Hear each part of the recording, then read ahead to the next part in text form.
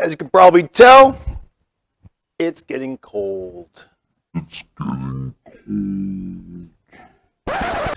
got a really good weekend going on. It's going to be in the 70s this weekend.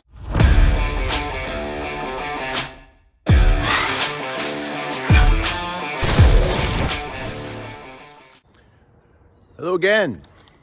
Here we are back on another episode of Too Much to Do and Not Enough Time to Do It.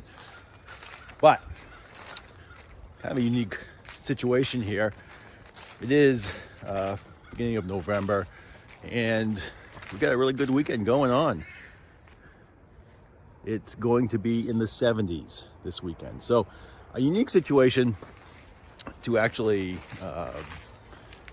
bond the fiberglass panels to the aluminum bed before it gets really cold. I have a list of things that we need to accomplish before that actually happens, and hopefully everything will go well. I'll try to document as much as I can, so when you get a chance to do it, leave some comments below and let me know how I did. So let's get started.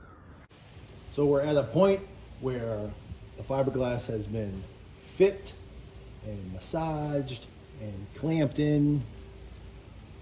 So I like the fit, I like where it is. Now it's time to take it all apart and bring it right back down to the aluminum bed and then get ready to glue.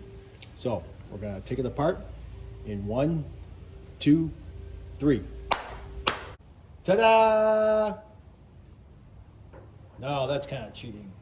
That was kind of clapping hands and cheating. So let's put it back together again and we'll show you how quickly it comes apart. Ready? 1, 2, 3. Now we're all back together again and I'll show you how I took it apart, and we'll speed it up a little bit just to make it quick. So get ready for that. Here we go.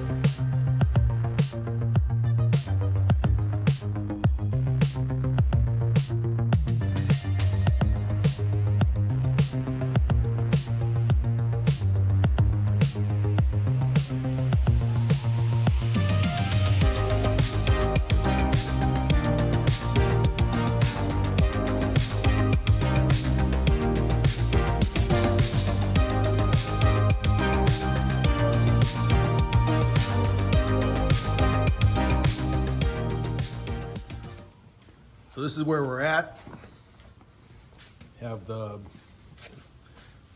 pan put back in place, actually turn the leg around so we could get it riveted to the floor like we did.